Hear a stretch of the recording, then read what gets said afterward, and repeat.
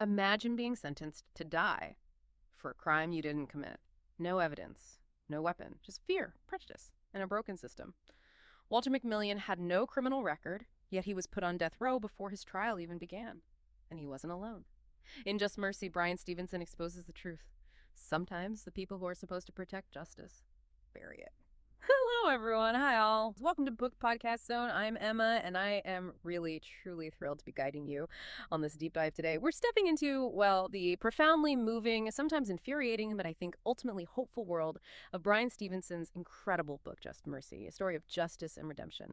Honestly, reading this wasn't just reading a book. For me, it felt like a seismic shift in how I understood justice. I just can't wait to delve into it with you. And I'm John.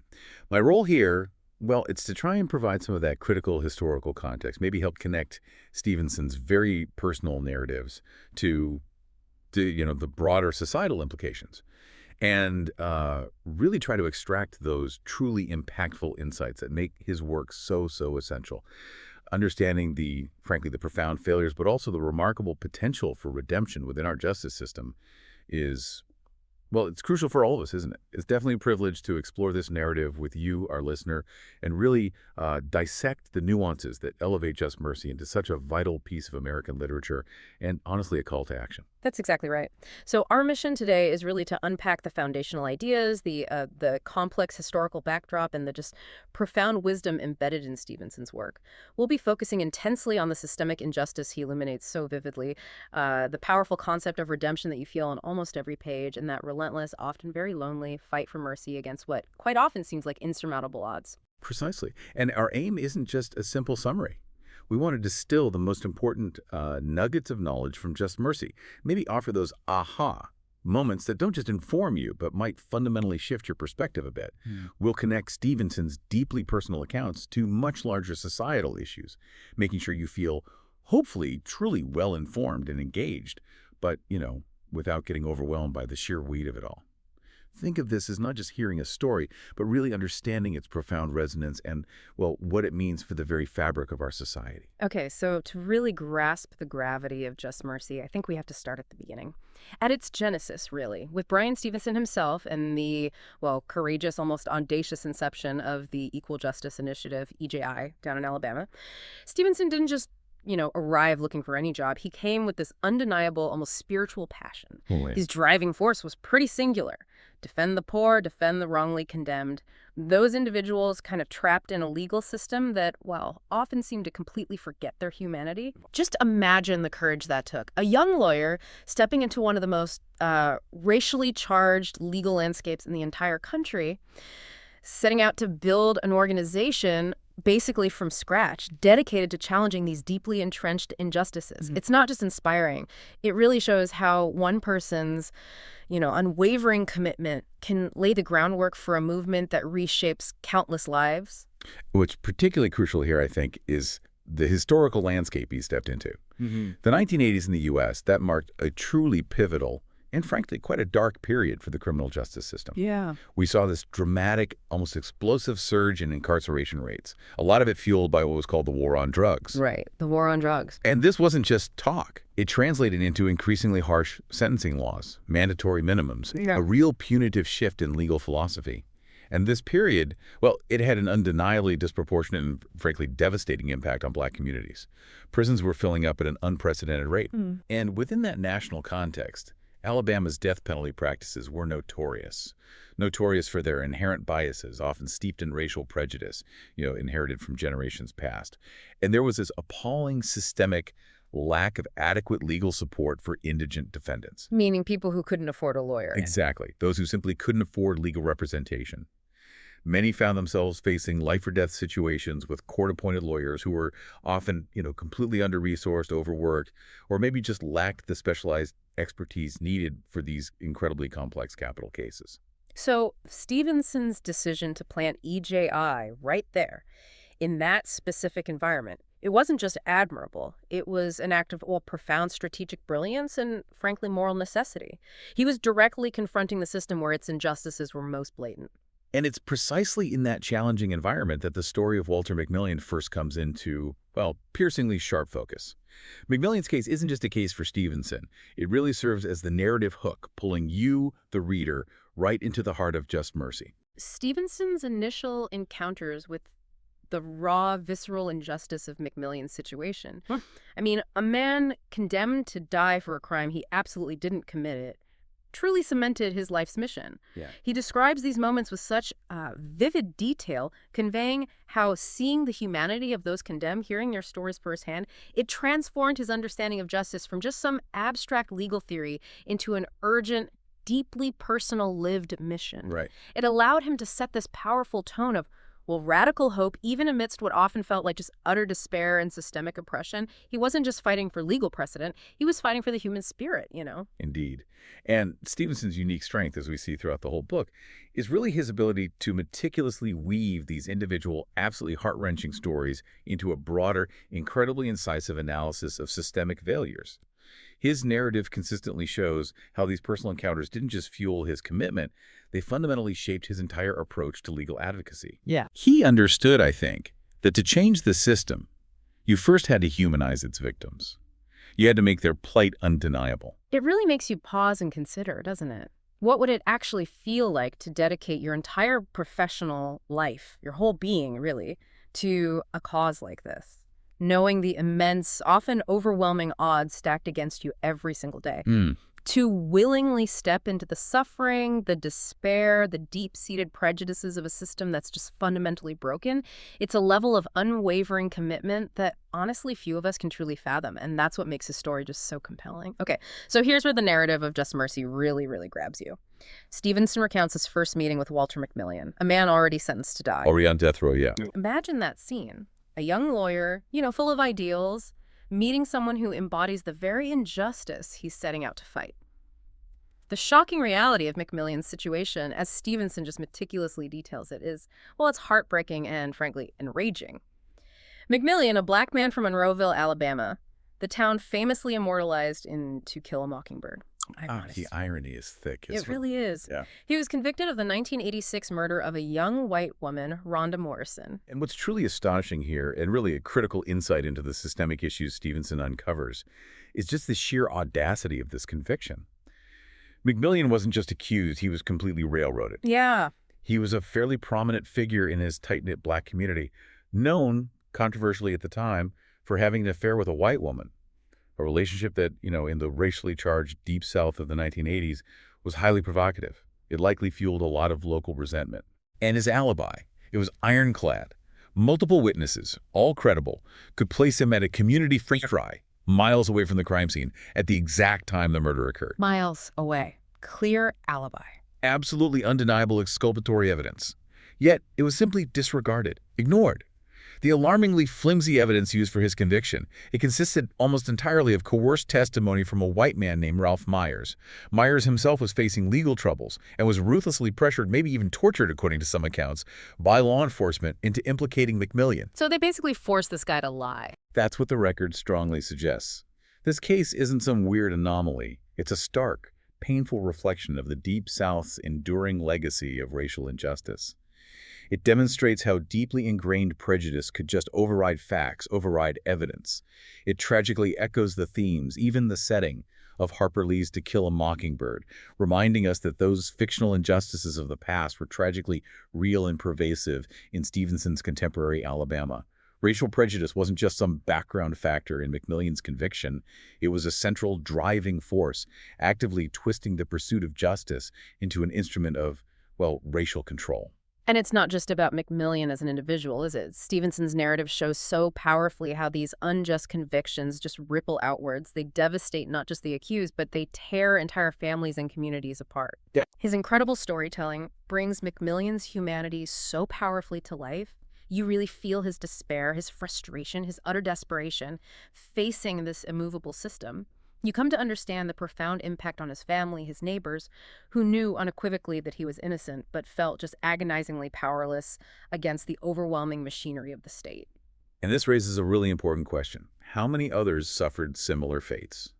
Swept into the system by similar forces of bias and inadequate legal scrutiny. Consider the harrowing case of Willie Grimes over North Carolina, another stark example from this very era. Willie Grimes, what happened there? Well, in 1987, Grimes, a black man, was wrongfully convicted of rape and kidnapping. His conviction rested primarily on flawed eyewitness identification, notoriously unreliable, and the questionable testimony of just a single witness. Sound familiar? Very familiar, like McMillian's case. It's exactly. Grimes spent over 20 years in prison before DNA evidence, much later, definitively pointed to a different perpetrator altogether. It led to his hard-won exoneration in 2012. These cases from the 80s and 90s, especially in the South, they reveal this deeply ingrained, almost institutionalized pattern where racial bias heavily influenced initial investigations, prosecutorial decisions, and ultimately judicial outcomes. They highlight a tragic reality where innocent individuals, particularly black men, were systematically ensnared by a legal system that often seemed to prioritize swift, racially charged convictions over the painstaking pursuit of actual justice and truth. It's just devastating to think about. As we continue our deep dive into the next critical phase of the story, we really encourage you to like, subscribe, and share this deep dive for more profound insights. Your support genuinely helps us bring these vital conversations to a wider audience. Okay, so after witnessing the stark injustice of McMillian's situation firsthand, Stevenson immediately describes the immense personal and professional struggles he faced. I mean, he was a young lawyer. It's a truly humbling and, yeah, at times a heartbreaking experience to read about the emotional toll he endured.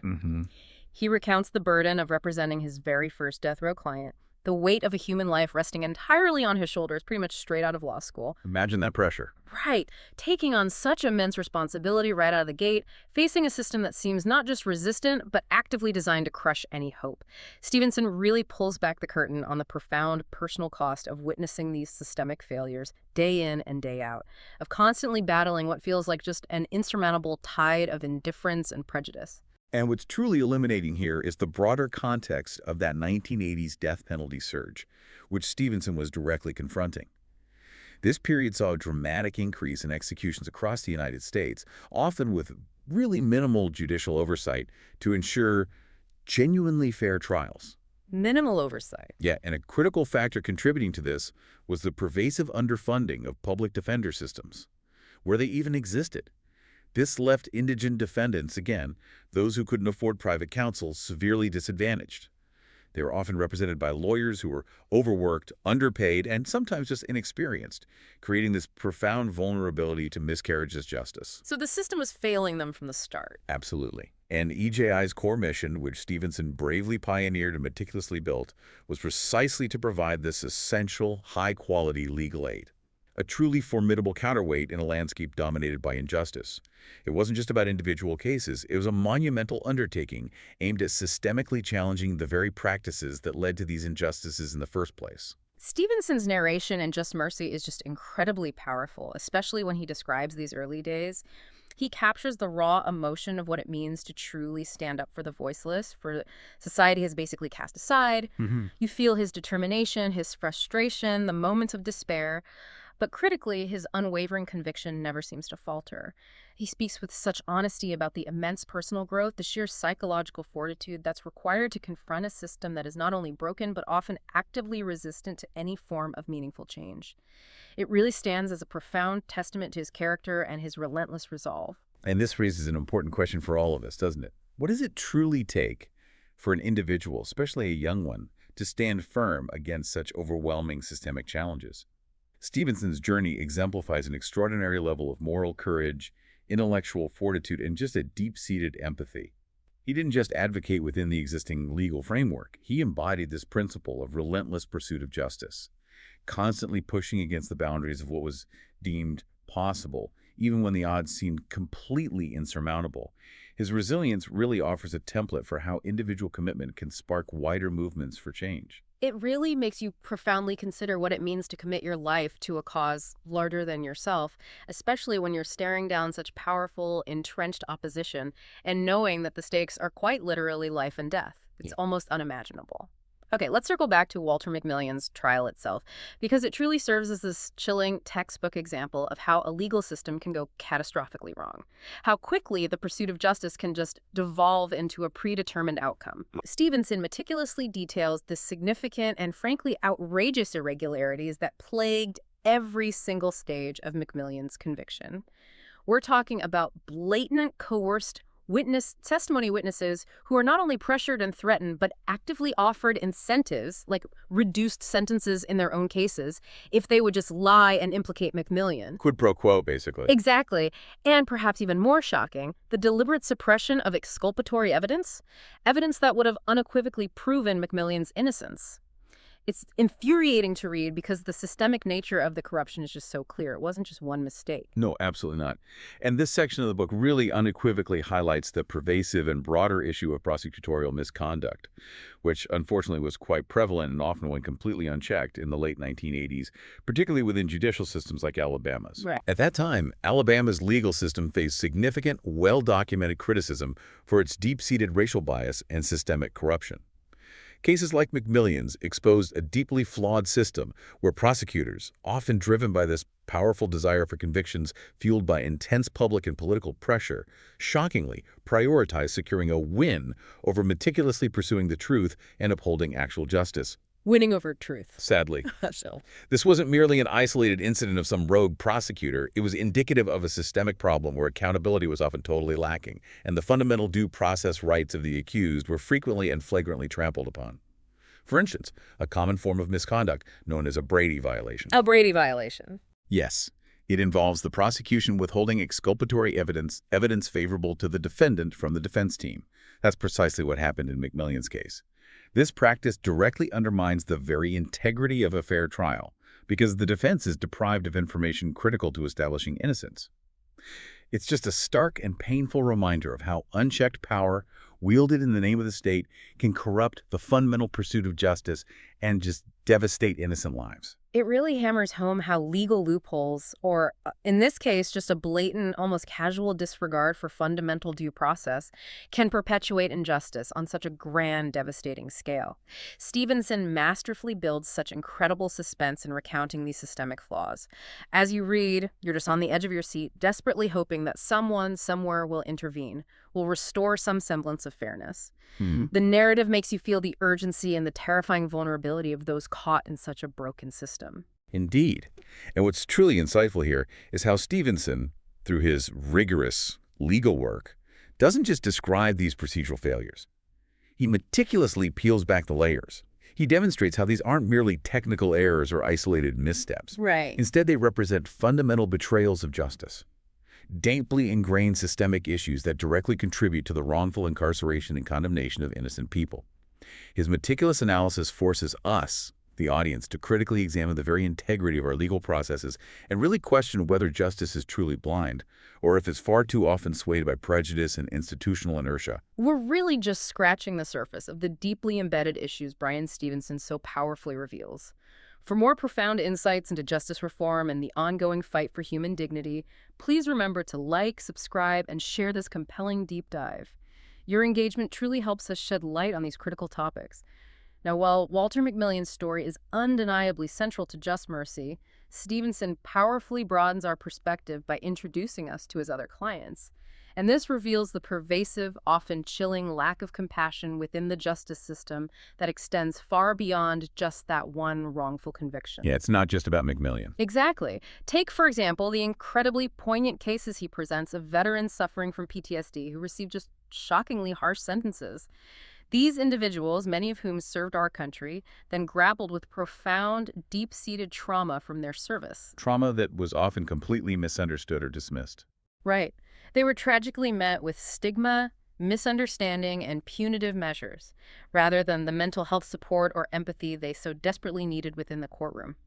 It truly underscores how the most vulnerable among us, those with mental health challenges, those who have suffered trauma, are often the most harshly judged and least understood by the very system designed to adjudicate their fates. This section brings up a really critical question.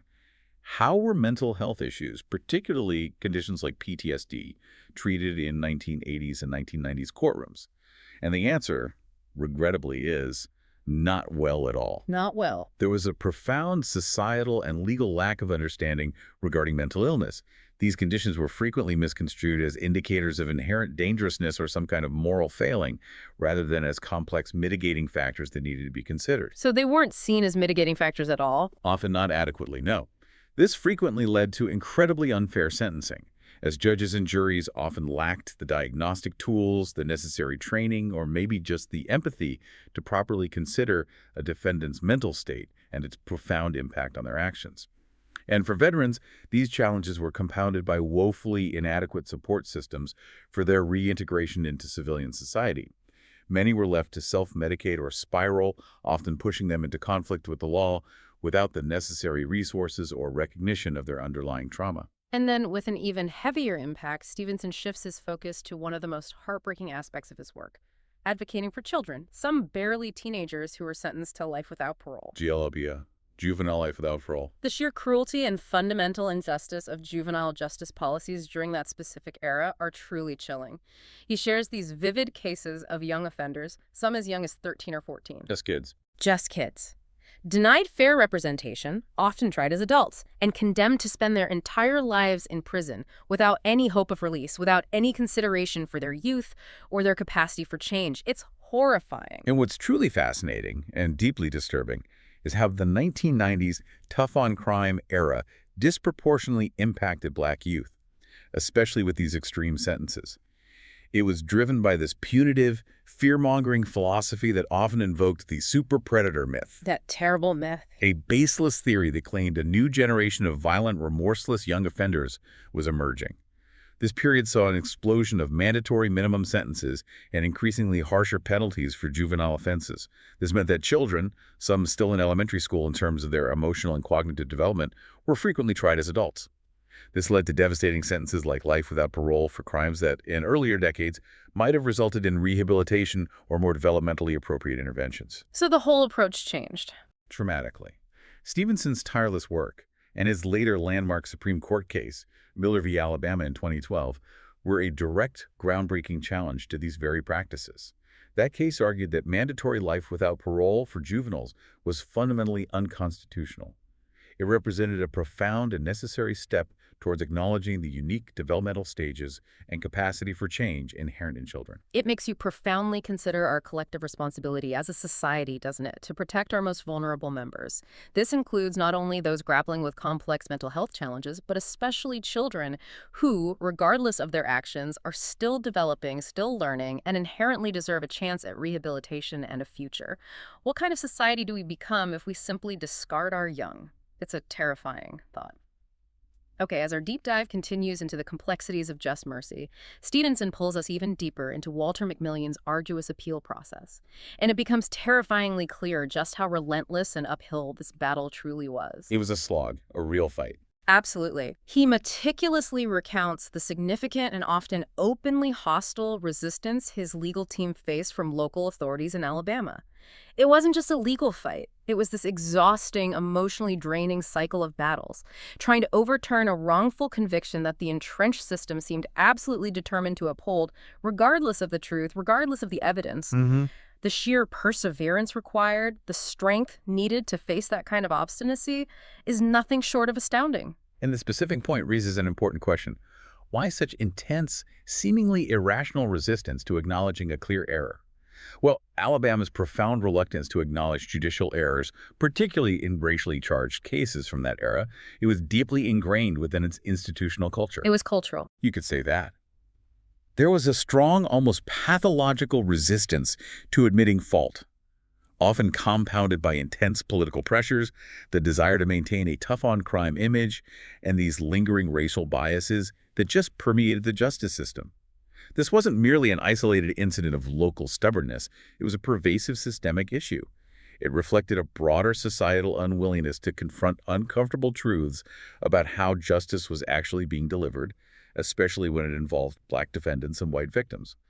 The reputation of the state's justice system, it seems, even at the cost of an innocent man's freedom, often took precedence. And critically, it wasn't just about McMillian's individual case, was it? Stevenson uses his story, alongside countless others, to powerfully illustrate these pervasive systemic barriers that denied justice to so many. Right, it's a pattern. We witness firsthand the impact of biased judges who actively worked against the defense, undermining any chance of a fair process. We see the heartbreaking reality of utterly inadequate legal aid public defender systems, so woefully underfunded and overwhelmed that they couldn't possibly provide competent representation. It exposes this devastating truth that justice is so frequently inaccessible if you're poor. If Exactly. you don't have financial resources, you often tragically don't have effective legal rights. It creates this two-tiered system where wealth dictates the outcome. And what's truly fascinating here, and a critical systemic insight, is Stevenson's analysis of the growing disparities in legal representation that became so pronounced during the 1980s and 1990s. Public defender systems were, as you mentioned, not just overwhelmed, they were chronically underfunded, struggling with impossible high caseloads. Crushing caseloads. Absolutely. Which meant that the quality of defense available to indigent defendants, those unable to afford private counsel, was often woefully inadequate. These lawyers, often through no fault of their own, simply lacked the time, the resources, the support staff needed for thorough investigations, for hiring expert witnesses, or for pursuing complex appellate work. These structural inequities weren't just unfortunate circumstances. They actively perpetuated injustice.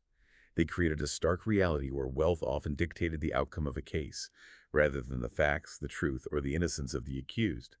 It was, and in many places frankly remains, a fundamental failure of the promise of equal justice under the law. The fight for justice, as Stevenson shows us page after page, is long and arduous, but absolutely essential. To stay informed on these critical discussions and continue exploring how we can build a more equitable future, please consider liking, subscribing, and sharing this deep dive.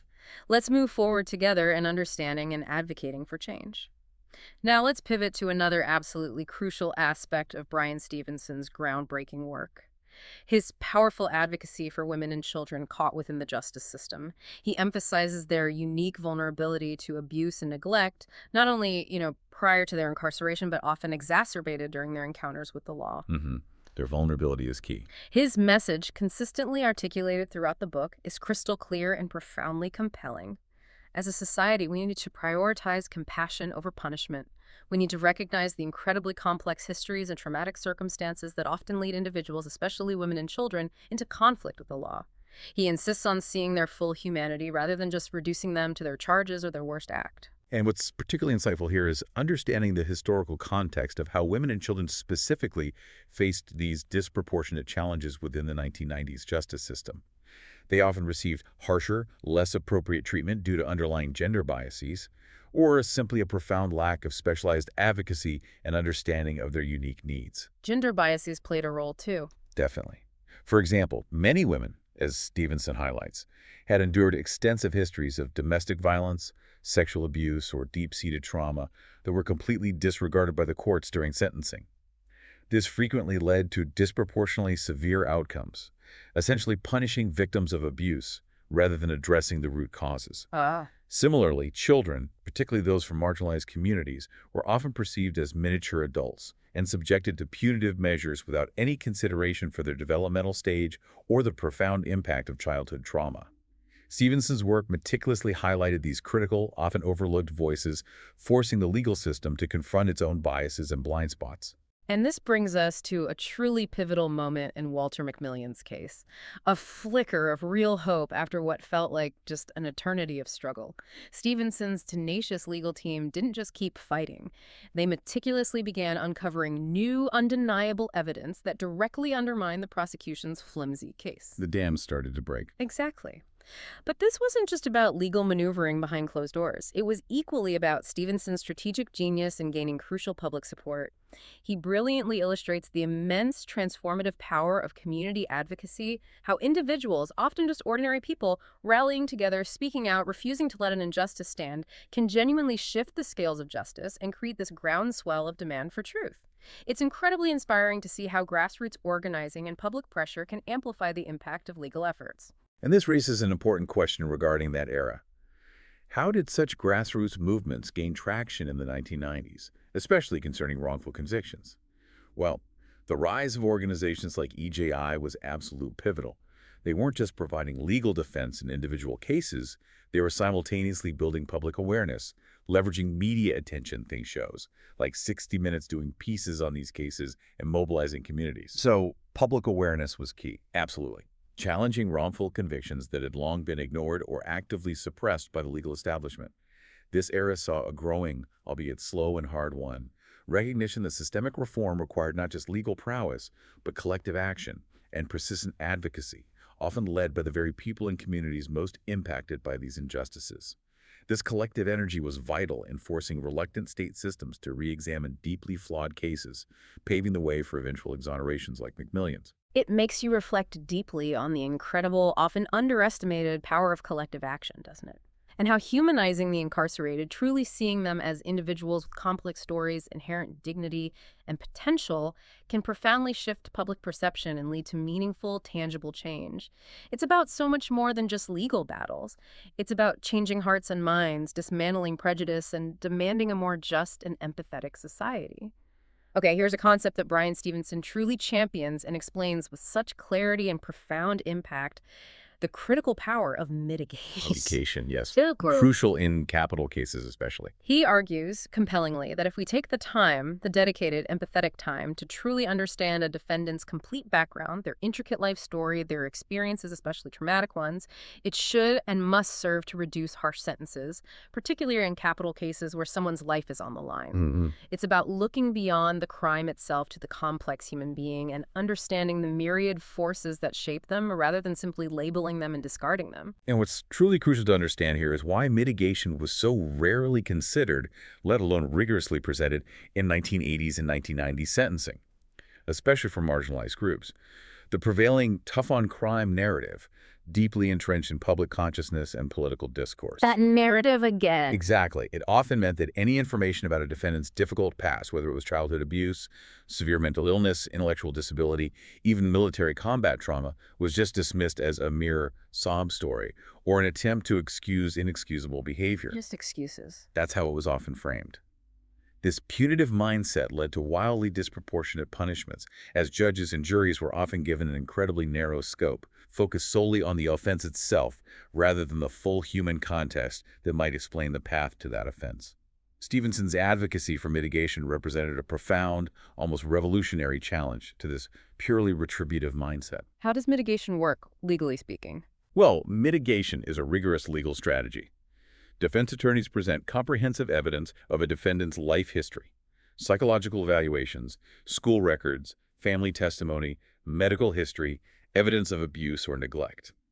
The goal isn't to absolve them of guilt for the crime itself, but to demonstrate factors that might reduce their culpability or argue against the most severe penalties, particularly the death sentence. It forces the court to consider the whole person, not just the crime. Stevenson pushed for a more holistic, compassionate, and ultimately a more just approach, arguing that true justice requires understanding, not just retribution. And Stevenson doesn't just theorize about mitigation. He brings it to life through these deeply poignant stories of clients with traumatic pasts.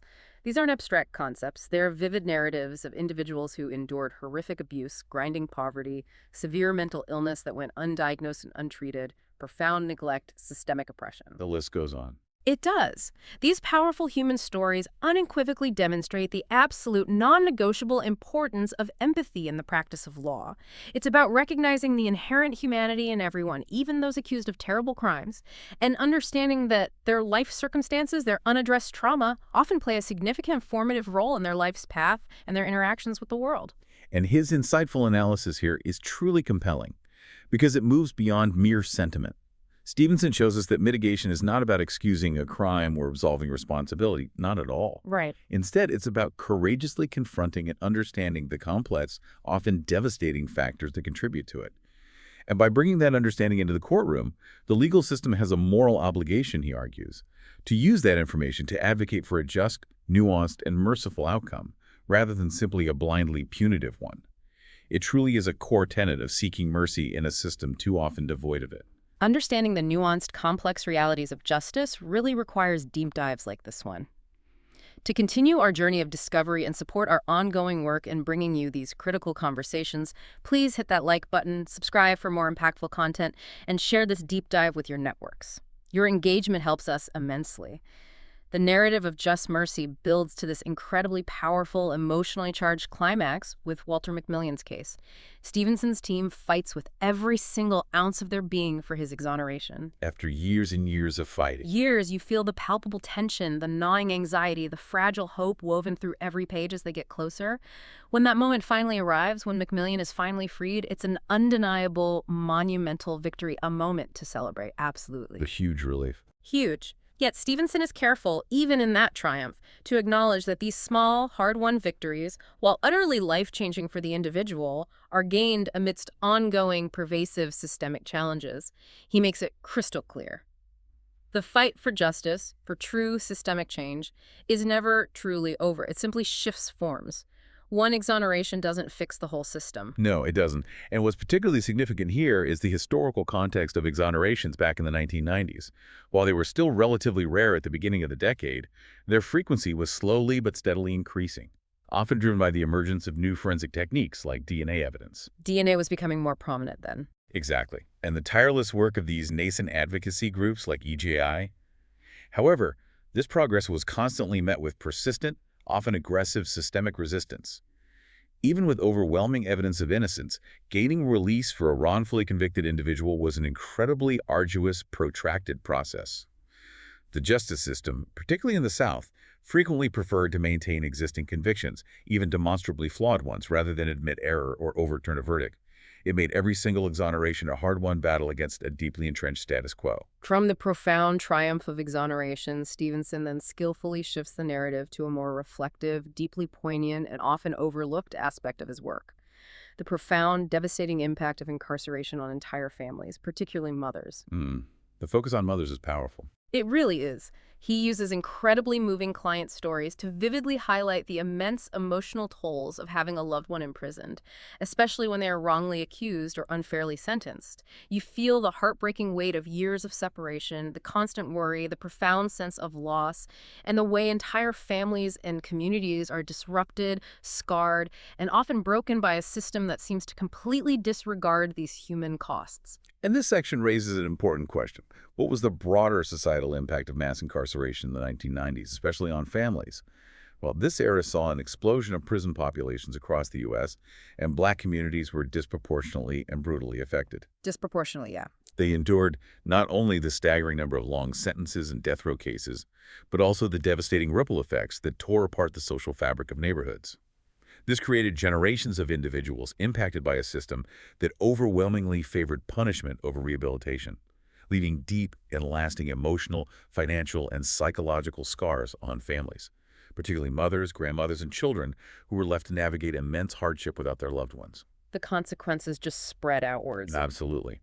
Families lost breadwinners, children grew up without parents, communities lost vital members, all contributing to this cycle of systemic disadvantage and trauma that continues to affect communities today. It truly asks us to consider the profound, multifaceted ripple effects of incarceration, not just on the individuals confined within prison walls, but on entire families and the wider communities who bear the brunt of a system that is, in so many ways Stevenson shows us, fundamentally broken. Okay, so the aftermath of Walter McMillian's hard-won release is explored with incredible depth by Stevenson, and while it's undoubtedly a moment of immense relief and profound joy, he doesn't shy away from delving into the complex, often agonizing process of recovery, of healing, and the ongoing, desperately needed societal change that has to happen beyond just physical freedom. Right, release is just the first step. Exactly. It's not simply about getting someone out of prison. It's about what comes next, about how society supports, or often fails to support, those who have been unjustly deprived of their freedom and forced to somehow rebuild lives shattered by the system. The trauma doesn't just disappear the moment the prison gates open. No, it certainly doesn't. And what's truly eye-opening here is the stark reality of post-exoneration support back in the 1990s, which was largely almost criminally minimal. Minimal is putting it mildly, it sounds like. It really is. Many exonerees, despite having spent decades behind bars for crimes they didn't commit, were simply released with little to no resources. There was often no systemic provision for psychological counseling to help them process their immense trauma, no financial aid to compensate for decades of lost wages, no housing assistance, no job training. They were often left struggling immensely, sometimes even facing stigma within their own communities as they tried to rebuild lives that had literally been stolen from them. This profound lack of infrastructure to help them reintegrate highlights yet another layer of systemic neglect. It demonstrates that justice, in many cases, ended with the release, not with true restoration or making amends. And here's where we witness Bryan Stevenson's remarkable impact, extending far beyond individual cases, transforming into this broader movement for systemic legal reform. He introduces us to his landmark Supreme Court victory in Miller v. Alabama. A huge case. Huge. This isn't just some legal footnote for lawyers, it's a truly monumental ruling that fundamentally reshaped juvenile justice across the entire nation. This 2012 decision banned mandatory life sentences without parole for juveniles. It declared that sentencing a child to die in prison without any individualized consideration for their age, their developmental stage, their background, or their potential for rehabilitation was unconstitutional, cruel, and unusual punishment. It was a victory forged in years and years of tireless advocacy. And this ruling prompts an important question. What were the broader transformative implications of the 2012 Miller decision? Well, it marked a significant and long overdue shift in how the justice system was legally mandated to perceive and treat juvenile offenders. It was a direct challenge to decades of harsh, tough-on-crime sentencing policies that effectively treated children as miniature adults, often completely ignoring the science of adolescent brain development. So it forced the system to acknowledge that kids are different. Exactly. While Miller didn't eliminate life without parole for juveniles entirely, it crucially mandated individualized sentencing hearings. This means judges now have the discretion, in fact, the obligation to consider a child's youth, their capacity for change, their unique circumstances, their developmental stage, before imposing such a severe sentence. This ruling began to chip away at the punitive policies of the past and offered a glimmer of hope and a path to potential rehabilitation for countless young people who had previously been condemned to die in prison. It was a crucial step towards a more developmentally informed and, frankly, humane approach to juvenile justice. The fight for justice continues to evolve, and so do our deep dives into these critical topics. Don't forget to like this episode, subscribe for future insights into social justice and human rights, and share it with anyone who cares deeply about justice and reforming our legal systems. Your support truly makes these conversations possible. So in Chapter 15, Stevenson leads this powerful, almost spiritual reflection on what he unflinchingly calls the brokenness of the justice system, and indeed the inherent brokenness within society itself. He doesn't pull any punches there. No, he doesn't. He doesn't just critique. He offers this profound argument that our fundamental need for mercy is not simply a nice idea or some charitable act, but an absolute essential prerequisite for a truly just and humane society. Mercy as essential. He shares some of the most profound personal lessons he's gleaned from his extensive, emotionally taxing work, illustrating how, even in the darkest, most despairing places, a radical form of hope can not only be found, but can actually flourish. He forces us to confront our own capacity for judgment and our often limited understanding of what true compassion really looks like in practice. And what's particularly insightful here is how Just Mercy, published in 2014, powerfully contributed to a growing national awareness of mass incarceration by the 2010s. The sheer scale of the U.S. prison population and its undeniable disproportionate impact on minority communities began to fuel widespread calls for significant reform. People were starting to pay attention more. Yes, definitely. While the book highlights the pervasive nature of these systemic issues, it's also crucial to note that Stevenson's work and the broader advocacy it represents has catalyzed some important changes. For example, we've seen federal efforts like the First Step Act in 2018, which aimed to reform federal sentencing and expand rehabilitation programs. Some progress, then. Some progress, yes. Many states, too, have passed their own reforms regarding things like drug sentencing, parole eligibility, and juvenile justice, often citing Miller or the principal Stevenson advocates. Yeah. However, despite these shifts, the brokenness Stevenson describes undeniably persists. Challenges like the continued reliance on cash bail, which disproportionately affects the poor. Right, cash bail. The prevalence of mandatory minimum sentences still in many states, and the persistent racial disparities in arrests, sentencing, and access to quality legal representation, all of these highlight that the monumental work of achieving true justice and mercy is far, far from over. Stevenson's book serves as a vital blueprint, really, for the work that remains. It truly challenges us as individuals and as a collective society to deeply consider the role of empathy and mercy in building a truly just society. It makes you ask, how do our individual actions, our willingness to engage with uncomfortable truths, to look closer at the suffering of others, directly contribute to systemic change? Stevenson's unwavering message is that we all have a vital role to play, that our proximity to suffering can spark our compassion, and our compassion can then fuel action. It's not just for lawyers or activists. No, it's for everyone. And this raises one final, truly important question for our listener. Bryan Stevenson reminds us repeatedly that proximity to the suffering is the key to unlocking compassion. So what does it mean for you to get closer to the difficult truths of our world, beyond the headlines, beyond the comfortable distance? And how might that proximity inspire action in your own life, contributing even in small ways to a more just and merciful society? And how can we as individuals contribute to building a system that is not only just, but also merciful, ensuring that every voice, every story is genuinely heard, truly valued, and given its rightful place in the pursuit of justice? It's a big question, but one Just Mercy forces us to ask. We truly encourage all of you to seek out Just Mercy by Bryan Stevenson if you haven't already had the profound experience of reading it. It is really, without hyperbole, a powerful and absolutely essential read that will undoubtedly reshape your understanding of justice and humanity. It really will stay with you. It absolutely will. Thank you so much for joining us on this deep dive into Just Mercy. We sincerely hope it has provided you with valuable insights, maybe sparked some significant thought, and perhaps even inspired some action. Remember, the conversation doesn't end here. Keep exploring, keep questioning the status quo, and keep advocating, in whatever way you can, for a more just and compassionate world. Until next time, this has been your deep dive on Book Podcast Zone.